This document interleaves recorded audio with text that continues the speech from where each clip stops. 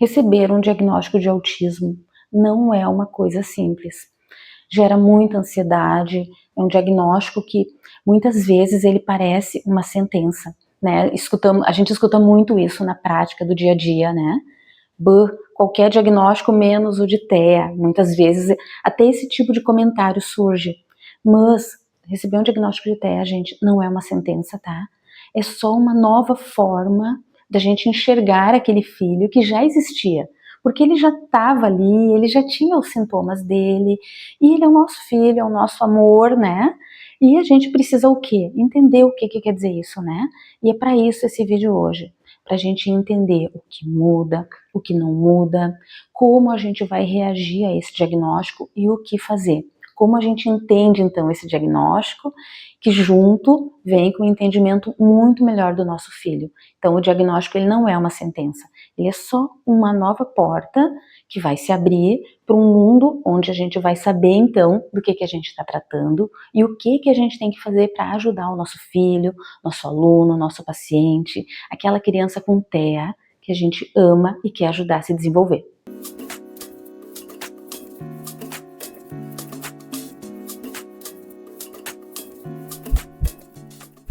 Eu sou Fábia Lumertz e eu estou aqui para te ajudar nessa caminhada. Eu trabalho há muitos anos com inclusão, com diversidade, com o entendimento e as intervenções de cunho científico e amoroso com crianças e sujeitos com TEA. Então, hoje eu estou aqui imbricada nessa missão, de te ajudar nessa jornada de amor, de dedicação e de conhecimento para ajudar a nossa criança com TEA e a família no entendimento do que é então, né, esse diagnóstico de TEA e o que fazer a partir disso. O diagnóstico de autismo, ele não atinge só a criança, ele atravessa toda a família. Ele muda, ele provoca reflexões, ele convida a novos aprendizados. Mas atenção, gente, isso não precisa significar dor ou perda. Isso significa, na verdade, uma adaptação. Porque a nossa criança, como eu já comentei, ela continua ali. E ela é a nossa criança. Então, a gente parte para uma jornada de descoberta, de fortalecimento de vínculos, de novos sentidos para a vida e de novas formas de fazer essa vida continuar valendo a pena, que a gente melhore a qualidade de vida, tudo isso com a nossa criança e com as características que ela apresenta. Os estudos mostram que intervenções precoces e acolhimento familiar, apoio, apreciação a essa criança e todo esse envolvimento então parental, esse envolvimento da família, imbricada nesse processo de auxiliar essa criança com amor, com afeto, dentro de casa, sempre começando dentro de casa, tem um potencial maravilhoso no auxílio ao desenvolvimento dessa criança. Então vamos por partes. Eu vou apresentar agora, gente, 4 pontos essenciais para esse momento de transição, então, e de cuidado pós-recebimento de diagnóstico.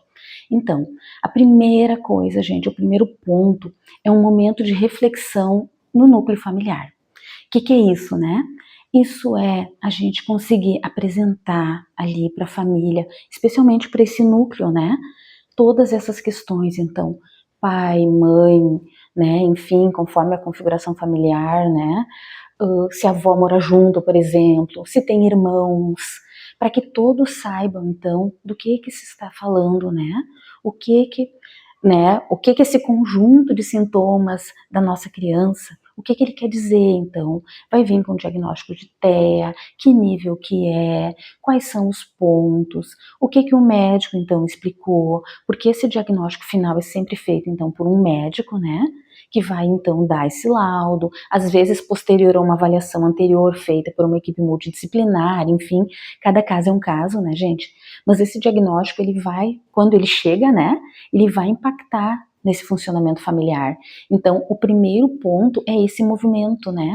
É um movimento de reflexão, de entendimento das pessoas que estão ali no convívio, do que é, enfim, que o irmãozinho tem, que o netinho tem, né? O que acompanha, né, esse sujeito, que é essa criança, o que acompanha ela na vida, que são esses sintomas, que se traduzem, então, nesse diagnóstico, que é do transtorno do espectro autista, né? com algum nível, então, de suporte, com algumas peculiaridades, porque cada criança, cada sujeito com autismo é único.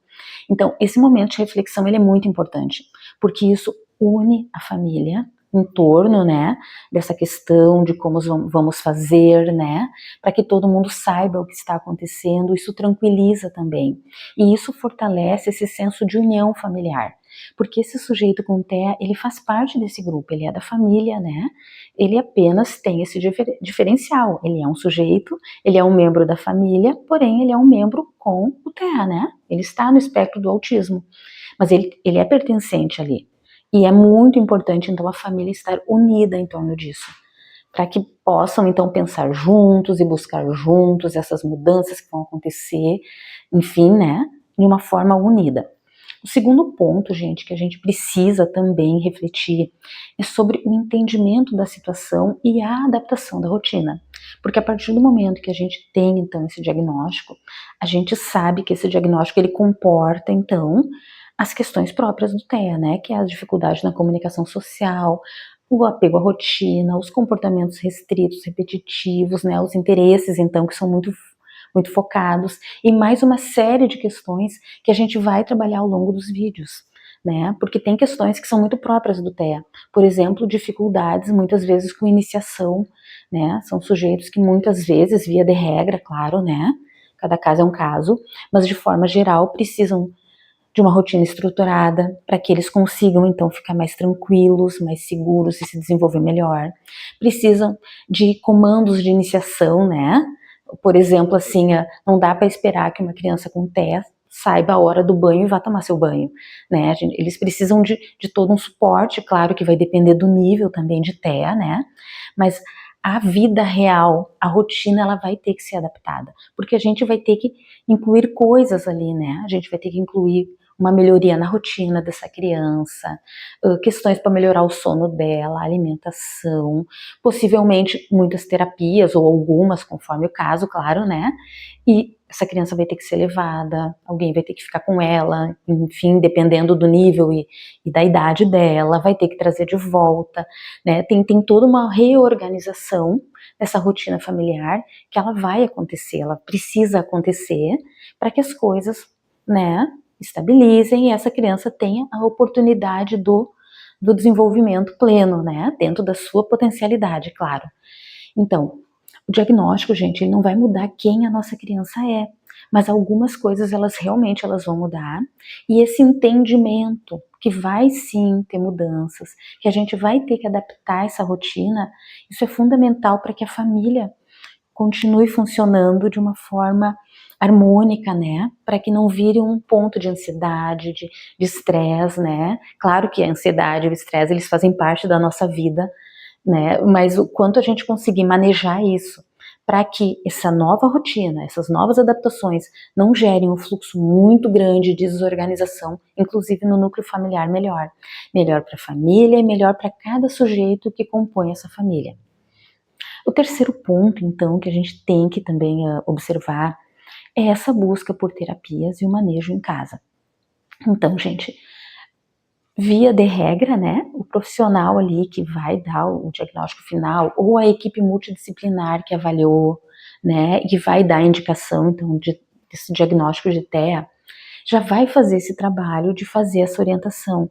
Bom, então, né, a criança, enfim, né, um exemplo, tem 2 aninhos, a princípio, então, o diagnóstico de TEA nível 3, ela vai precisar dessa terapia, né, e daí já se começam, então, esses mecanismos de busca, né, onde, quem é o profissional, quanto, né, gente, tem todo um aspecto prático nisso, e a questão dos manejos em casa também, né, que são muito importantes, gente, como a gente colocou no tópico 2 ali, o entendimento da situação, a adaptação na rotina é um dos fundamentos, né, e em casa, então, esses manejos, né, tentar perceber, né, a gente vai fazer vídeo sobre isso específico também, tá?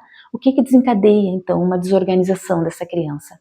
Né? O que faz com que ela fique agitada e se desorganize, e muitas vezes depois de uma desorganização a gente leva muito tempo para fazer com que ela volte ao seu estado mais tranquilo.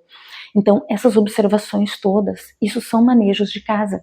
A gente precisa ter essa percepção e esse olhar atento à nossa criança e, ao mesmo tempo, gente, aproveitar esses espaços ali de casa para ajudar a nossa criança, né? Para fazer intervenções, para tentar fortalecer vínculo afetivo, linguagem, claro que tudo de uma forma organizada, com calma, né? As coisas, elas não, a gente não estrala os dedos, elas, né? E elas mudam totalmente de quadro, né? A gente tem que ter essa perspectiva do tempo, né, gente? Do tempo dessa criança, do ritmo dela. Mas esses manejos em casa são fundamentais, né? Começando com uma rotina mais tranquila, uma rotina mais organizada, mais estruturada.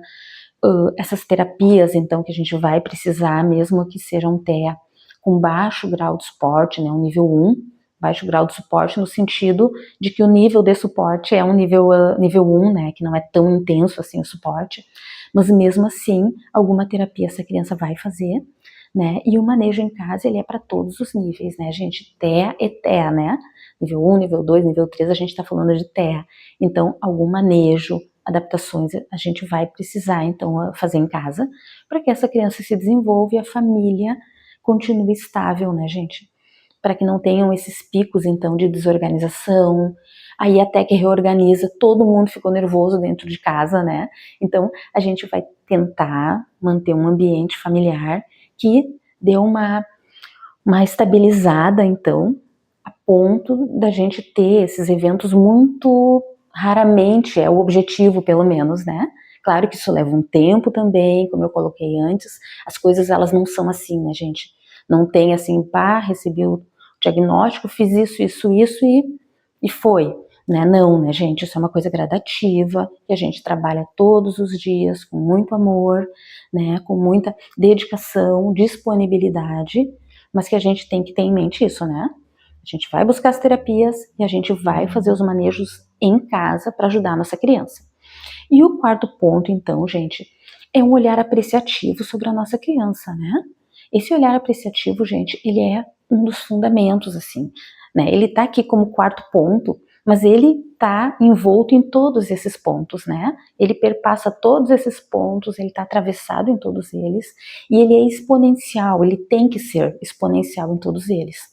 Porque uma criança, gente, independente de ter TEA ou não, eles sabem quando eles são apreciados, quando eles são bem-vindos, pertencentes.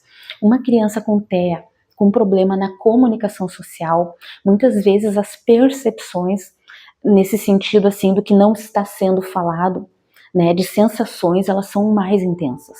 Então eles percebem claramente o quanto eles são apreciados. E essa apreciação faz com que eles fiquem mais calmos. Sim, isso parece muito subjetivo e isso é subjetivo. Só que nós somos seres humanos, nós somos seres subjetivos, né? As coisas estão muito para além do que a gente vê, do que a gente ouve, do que a gente fala. A gente sente. E a criança com TEA sente igualmente e talvez muito mais nesse sentido, né? Elas sabem quando o coração daquela pessoa que está com elas está aberto, está aceitando elas e está apreciando elas pelo que elas são. Então, esse princípio da apreciação, esse olhar para o nosso filho como nosso filho, como um sujeito, né? Ele não é o diagnóstico, ele é o nosso filho. Ele é o Pedro, é o João, é a Maria, é a Isabel. Ele é o sujeito, ele não é o TEA, né? O TEA faz parte do que ele é, e tudo bem, né? Então, esse sentido da apreciação, de entender quem é esse filho, do que gosta, do que não gosta, né? Sabe quem é esse sujeitinho, né, que está com a gente para ser respeitado, amado, para ter auxílio no seu desenvolvimento. Então, esse é um dos primeiros pontos, assim, né? A gente colocou aqui como, então, o nosso ponto 4 aqui de fala, né? Mas ele está atravessado em todo esse contexto, né? É o nosso filho amado, apreciado, e a gente tem que demonstrar isso, tá, gente? Tem que demonstrar porque essa criança vai sentir isso e isso vai ajudar ela no desenvolvimento. E então, nesse sentido dos 4 pontos, a gente chegou ao final, né, deles. E esse ponto, então, eu quero frisar muito, tá? Que a apreciação à nossa criança, esse ponto, ele tem que estar o tempo todo assim, ó, no topo, né? Quem é o meu filho? quem é essa criança, né? Eu vou buscar um diagnóstico justamente porque eu quero ajudar né, o meu filho, né? Eu vou mudar minha rotina porque eu aprecio a minha criança, eu amo a minha criança, ela merece isso. Eu vou buscar as terapias, né? Eu vou buscar profissionais especializados, eu vou fazer manejos em casa, por quê? Porque eu aprecio e eu amo o meu filho e eu quero que ele se desenvolva. Se esse conteúdo falou com o seu coração, compartilha com alguém que está vivendo esse momento. Ninguém precisa passar por isso sozinho. Deixa aqui seus comentários, me conta como foi receber esse diagnóstico. Vamos criar uma rede de apoio real, gente, onde realmente ninguém precise passar por isso sozinho, ninguém precise se sentir sozinho, como muitas vezes as famílias se sentem nesses momentos. E claro, né, se inscreve aqui no canal, aperta o sininho, curte, compartilha, né? Vamos fazer uma corrente do bem aí para fazer o nosso trabalho chegar a mais pessoas que precisam desse conteúdo. Um diagnóstico não muda quem seu filho é. Ele continua sendo essa pessoa única, cheia de potencial e digna de todo amor e respeito. A caminhada pode ter novos desafios, mas ela também vai ter muitas descobertas e muito amor. E você não precisa passar por isso sozinho. Eu sou a Fábia Lumertz e eu tô aqui para andar com você nesse caminho. Até o próximo vídeo.